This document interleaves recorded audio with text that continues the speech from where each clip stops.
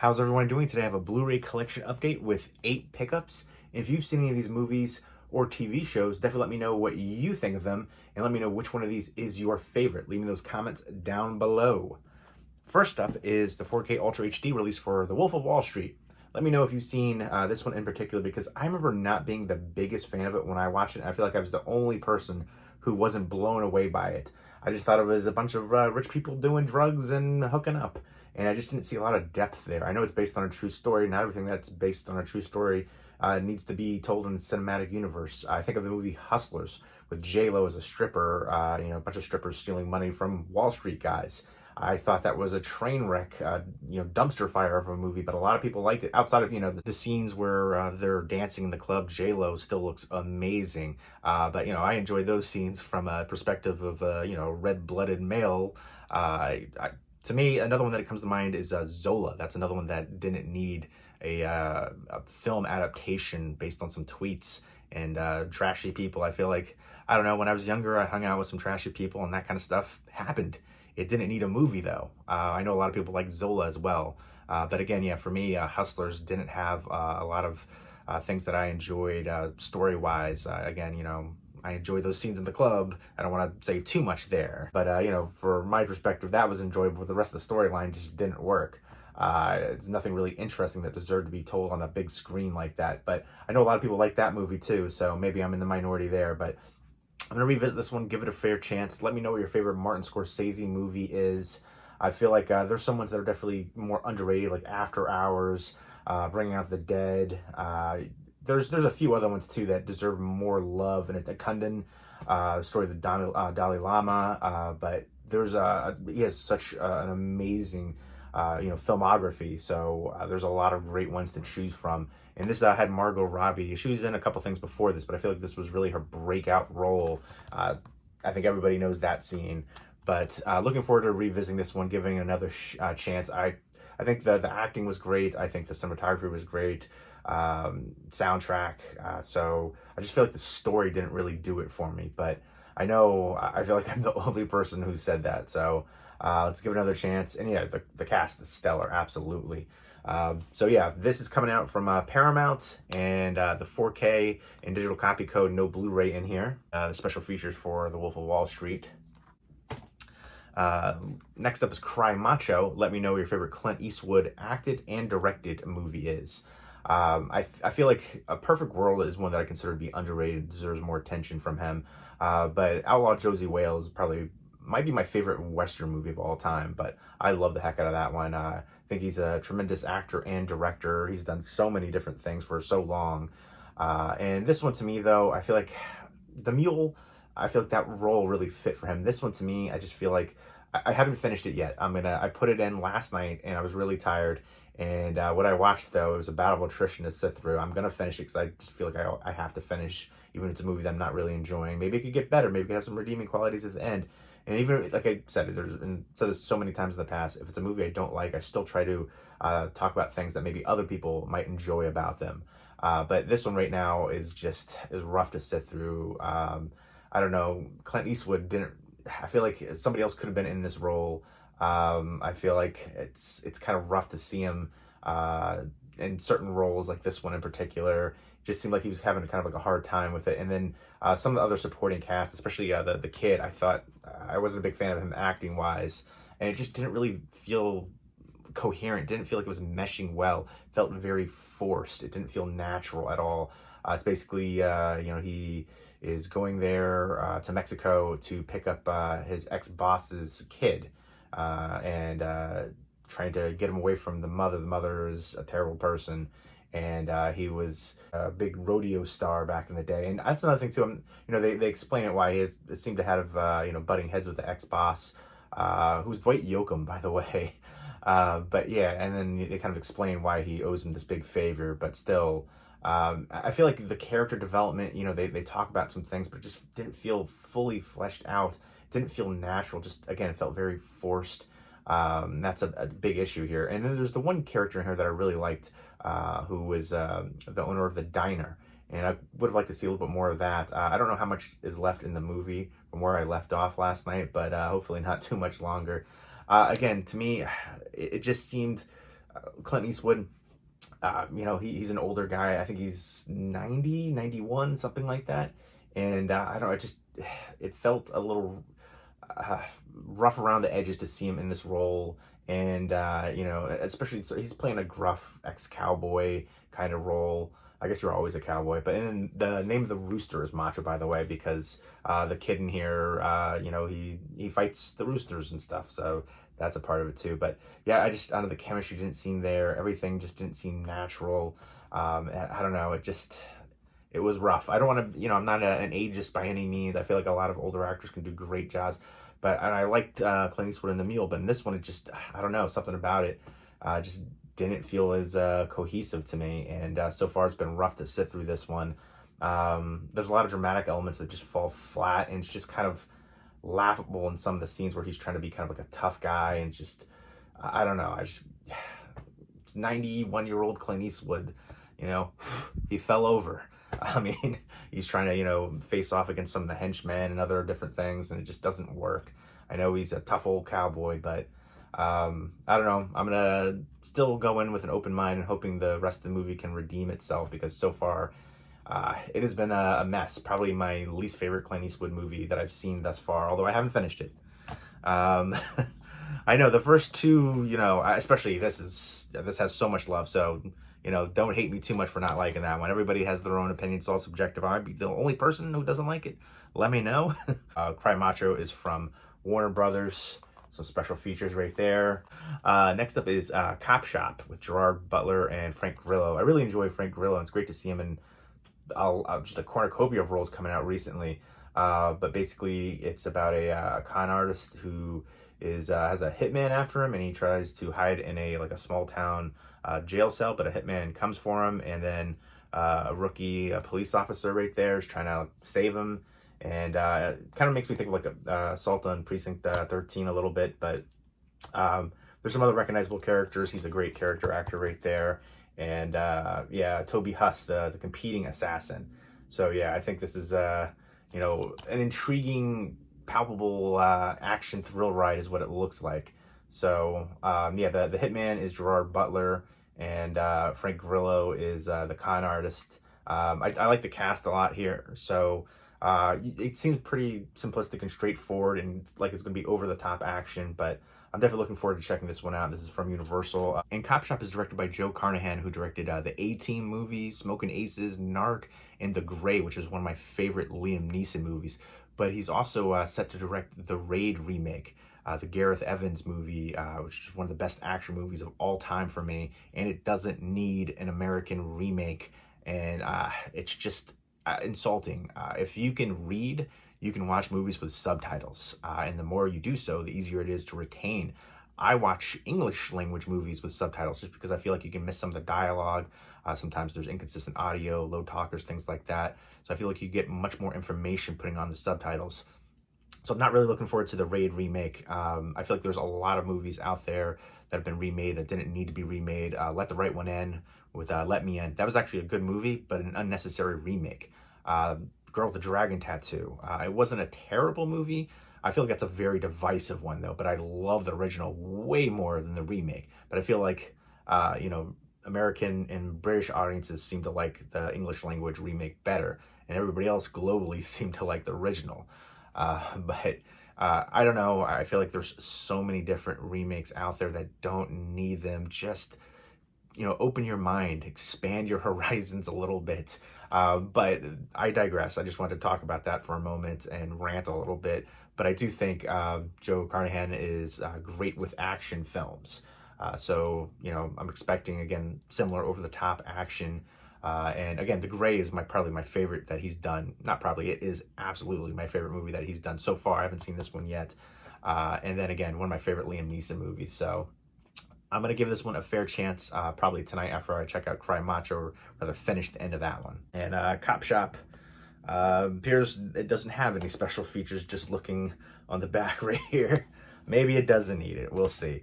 Next up is Dear Evan Hansen, which I've showed already. I got a promo box for this, which was really cool, from Universal.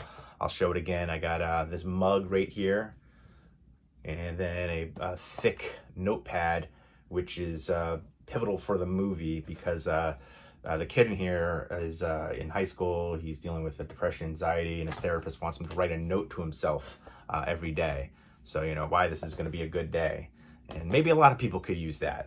It also, the promo box came with this cool hoodie, which is a size medium. So, I'm an XL. So I put it on and I felt like, I was in a sausage, trying to burst out of the casing a little bit. But definitely nice, maybe it'll, give me some inspiration to get back in shape. But Dear Evan Hansen, it was a musical, and I wasn't aware. I watched the trailer, and you didn't see anybody actually sing. You hear the singing in the background. I know it's based on a Broadway play, which was based on a book, and it was Tony, Grammy, Emmy Award winning. And then the lead actor here, Ben Platt, he was in the role in the play as well. His father's producer on this too, but honestly, I think it was a detriment for him being the lead actor. He looks too old for the role. And I know, usually there's always older people playing high school students, but for him, it was just so glaring. I think he's a talented singer, but that was, and probably a talented actor, but I just couldn't get past. I actually had to pause the movie and see how old he was. And I was shocked because I thought he was much older. He reminds me of a kid that I went to high school with. The issue is, though, he looks like my friend, how he looks now, instead of how he looked in high school. But the supporting cast in here was amazing. You've got Julianne Moore, Amy Adams, Danny Pinto from Cold Case and Law and Order. Really good to see him in more roles outside of those kind of typical, cop dramas and stuff like that. And he's playing the stepfather in here. And then you also have Amandla Steinberg, who I actually really enjoy her as an actress. She's in the Hunger Games and Everything, which I enjoyed that one too. I was surprised I enjoyed that one. But Caitlin Dever, who was in Booksmart in Short Term 12, which Short Term 12 is so friggin' amazing. High recommendation for that movie.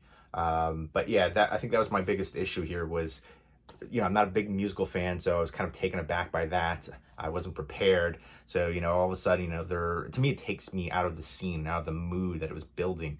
It's all of a sudden, in his emotions, and then just starts singing, breaking into the musical. It's just like, what?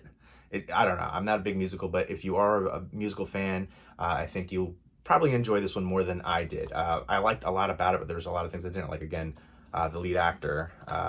But the supporting cast was amazing. I love the interaction, all the different interpersonal relationships too. Everybody, he has a crush on the one girl who is the sister of the kid in high school who took their own life. And everybody thinks that kid who took his own life was best friends with Evan Hansen, because they find his note, it says Dear Evan Hansen, but he wrote it to himself, and he signed his cast. He signed his cast like a real jerk, taking up the whole room, Connor right there. So putting those two things together, everybody thinks that, and he tries to initially set the story straight, but he, nobody's listening, and then he just kind of goes along with it because he doesn't want to hurt the family even more than they are. Tell, the kid that just, took his own life that, hey, this kid didn't have any friends, but he didn't have any friends either. So, it's an emotional journey for sure. It's got some inspirational aspects here, especially when he does the speech. I think that was a great scene for the movie. And I do think it's really interesting to see how different kids are growing up today than social media and the cell phones and things like that. I feel like everybody got picked on and bullied growing up, but, it was just part of life. Now you have social media, you have so many more things, people broadcasting stuff. Like there was a scene where, he was stumbling and making a mistake. Instead of people trying to help him, they took their cell phones out to film it like jerks, to get social media clout. And I feel like that's, I don't know, it's mind-blowing to me to see that kind of stuff. But again, it's a mixed bag for me on this one. If you like musicals and, again, it's a sensitive subject matter as well. But if you want to deal with the drama and inspirational message, I think people will enjoy it. I liked a lot about it. Again, the supporting cast really shined for me. And I think there were some really touching scenes and heartfelt emotions here, and great performances across the board. Even though the lead actor, he just looked a little too old for me. And this is directed by Steven Chbosky, who directed Perks of a Wallflower and Wonder. So yeah, those movies are another ones that are really dealing with heartfelt emotions, and I feel like he can definitely, he has a filmography of doing those kind of movies where you're dealing with some really touching emotional issues, and I feel like he really most of the time picks out actors that really convey them well. And this has some exclusive bonus features on here, which I definitely enjoy. Again, another reason that I prefer physical media over streaming. Sometimes they have exclusive special features, and the picture quality, of course, and you don't have to worry about anything being censored or edited later. But there we go. There's the bonus features. Next up is a completely change of pace. Beavis and Butthead Do America, the 25th anniversary. I watched this, from Mike Judge, King of the Hill. You see kind of the character that was developed there. But to me, I remember not being the biggest fan of Beavis and Butthead as a kid, and watching it now, it was rough to sit through. There is some nostalgia factor there, but it doesn't do it for me. It falls flat. I wasn't the biggest fan back then. I'm even less of a fan now. If you're a big Beavis and Butthead fan, you'll probably really enjoy this release. Some good special features on here. But yeah, it's just very juvenile humor. I feel like, it was kind of labeled stoner comedy back then. And the same with a lot of Cartoon Network stuff and Adult Swim stuff, I guess now, like Tim and Eric and stuff like that, which I'm also not into. But I feel like if you label something like stoner comedy and you have to be high to think it's funny, then that can make anything funny, in my opinion. But it's Beavis and Butthead, the same, just, teenage kind of moronic, juvenile jokes, boobs, that kind of stuff. And it just goes on for much longer than felt like it should have. For not just the movie, but for the whole Beavis and Butthead run. And this is 90, is it 90 or 80 minutes? 80 minutes. Sometimes the print on here is so minute and small, so, but wow, 80 minutes, and it felt like so much longer.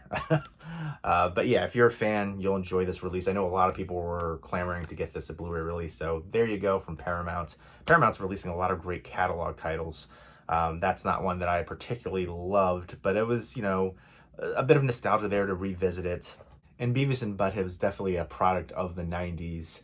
It was a huge phenomenon back then. And then the voice work in here is actually really good, though. You got Mike Judge, of course, but Cloris Leachman, Robert Stack, whose voice is just chilling. Unsolved Mysteries has done a lot of voice work.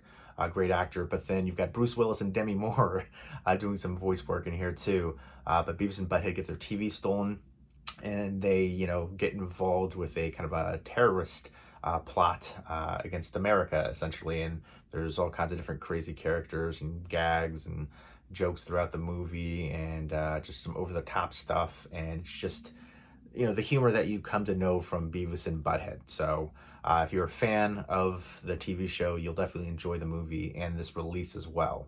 Next up is one that really surprised me. I went in the first episode, I was like, this is kind of rough. It's Kevin Can Go F Himself, season 1, with Annie Murphy, who was from Schitt's Creek.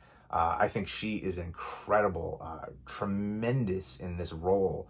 I hate this guy, though. And I think, obviously you're supposed to. He reminds me of a young Rodney Dangerfield, the way that he looks.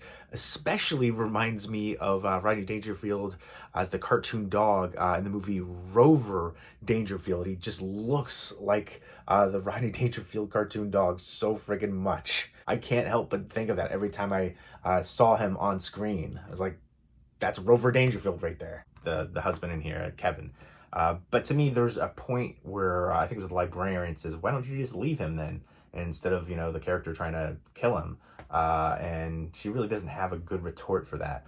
But it's basically about Alison McRoberts, and it feels like a sitcom. They display it as King of Queens or something like that. And there's a laugh track, and it has that, the same lighting and that whole kind of idea. So it feels like comedy sitcom elements right there with the laugh track and that whole feel. And then it breaks away from certain scenes. She'll go in the other room, and then it gets really dark and depressing. You can see, how different it looks right there, the contrast. So it's basically all about her trying to kill her husband, the whole season and the whole series. I hope they do a season 2. The season 1, the way that it ended is like, holy moly. I feel like I need to see more. I need to see more right away, in fact. But it started off a little rough for me, especially that intro scene. I was like, holy moly. And then you see just how different it is once they're outside of all the scenes with him, and how he kind of also reminds me of Peter Griffin, like Family Guy, just how dumb he is and just how idiotic all of his schemes are, and his best friend and the father character, and then it's her, and then the next door neighbor, who is the sister of his best friend. Again, I feel like the best parts are her and in the neighbor lady. And I really enjoy those aspects, and how they get involved in some of the small town crime and the different relationships there, and some really good supporting casting here. But gosh, I can't stand when it's the stereotypical sitcom aspect with him and the father character and the best friend. I just can't wait for those scenes to end. And it's a very dark comedy series, but she is so amazing in the role. And you just really root for her, even though, again, she could just leave the situation. That's like my biggest gripe, but I just really enjoy the just dark contrast of the scenes, how they play out, and then how deep, she gets in with this scheme. And she's just trying to, take back her life and be happy, a chance for happiness. I also hate the certified Rotten Tomatoes printed rate on, and then printed on for a Copshop as well. I feel like Rotten Tomatoes is a trash rating site. I always say it. There's no middle ground. It's either like a 90 or a 30. IMDb is the best site to go for legitimate ratings. It's just, I don't know how it ever got so popular. I feel like I'm Clint Eastwood right here. Get off my lawn. But I really enjoy this one. I feel like give this one a fair chance. Again, the first episode is a little rough, but it gets so much better, and you really get invested in her character, and even the character next door too. But yeah, I really want to see a season 2 for this. This is from AMC Studios, and I'm so excited for it. And she deserves so much more attention, not just for Schitt's Creek, but for this role. Really love the heck out of this one. Season 2, please come soon for that one. And then here are the special features for Kevin Can F Himself Season 1. I think RLJ Entertainment is handling the release for Kevin Can F Himself Season 1, which, again, she was so friggin' good in that role, Annie Murphy. Can't say enough positive things about her performance in here. Again, the first episode, a little rough, but stick through it. It gets much better, and really surprised with this one. And just the contrast of the scenes really sticks out. And I feel like people play their parts so well, even though, you're supposed to hate him. So he did well in that aspect for that role. I feel like I want to talk a little bit more about this one coming up, just give it more depth and go over some of the episodes. Next up is one that I haven't seen yet. It's Our Ladies. It is directed by Michael Catton Jones, who directed Doc Hollywood and This Boy's Life, which I enjoy. That Rob Roy too, which I enjoy that one. I enjoy all those ones, in fact. Memphis Belle. So he's done some great films.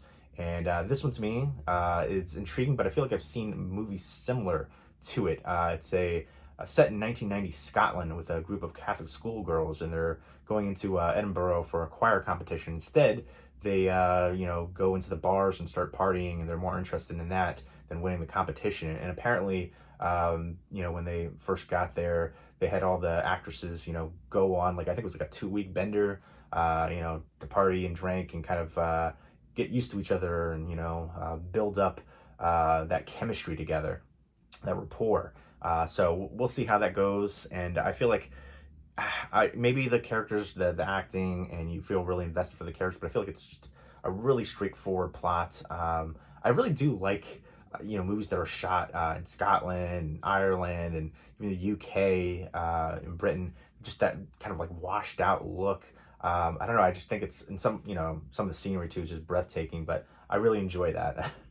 Sometimes it can really fit the mood for the film too. But this one looks like it's going to be, kind of a coming of age, and, basically centered on, the girls right there. And you don't see quite enough of these kind of films with a all-female-led cast.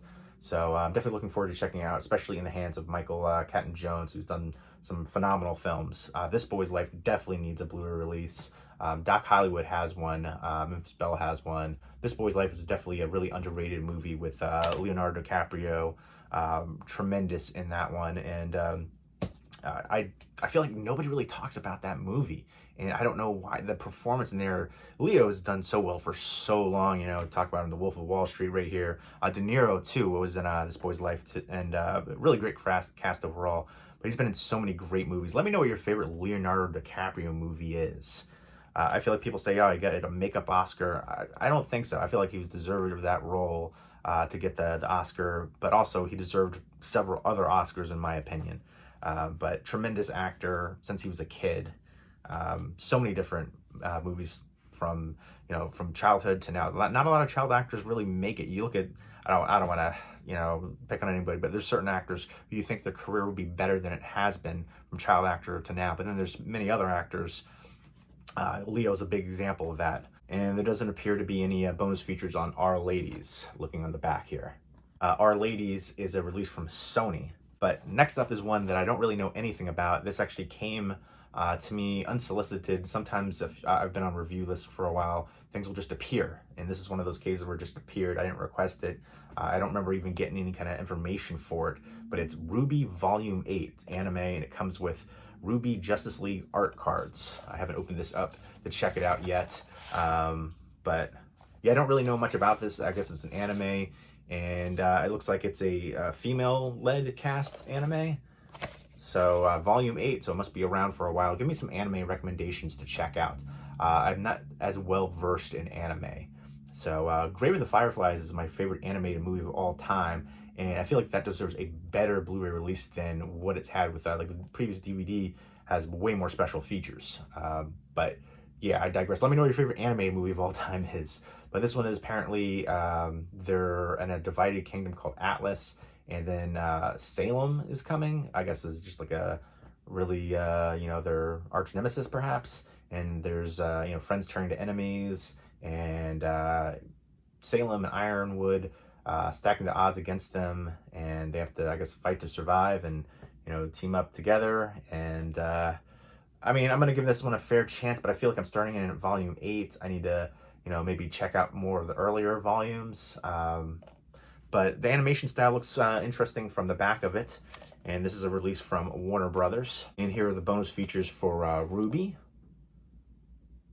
But there we go. Those are the 8 pickups. If you've seen any of these movies, definitely let me know what you think of them, and let me know which one of these is your favorite. Leave me those comments down below. Also, let me know what you'd like to see get a 4K release that doesn't have one yet. I'm gonna do a top 10 video for that. In fact, though, I remember I did a top 10 list, and I looked back on it recently, and over half of the list has 4K releases now, so that's good.